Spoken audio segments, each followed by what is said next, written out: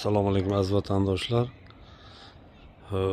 Toshkent Moskva Toshkent bo'yicha mana mashinani nasib bo'lsa yo'lga qo'ydik. Kimda kim ketmoqchi bo'lsa, Koson Qarshidan chiqamiz. Samarqand, Sirdaryo, Jizzax, Toshkentdan ketuvchilar bo'lsa olib ketamiz. Mashina mikroavtobus. 4 ta odamimiz bor, ya'ni 4 ta odam kerak. Kimda kim ketmoqchi bo'lsa, через Kazan, Vladimir, Nijniy shu tomondan o'tib ketamiz.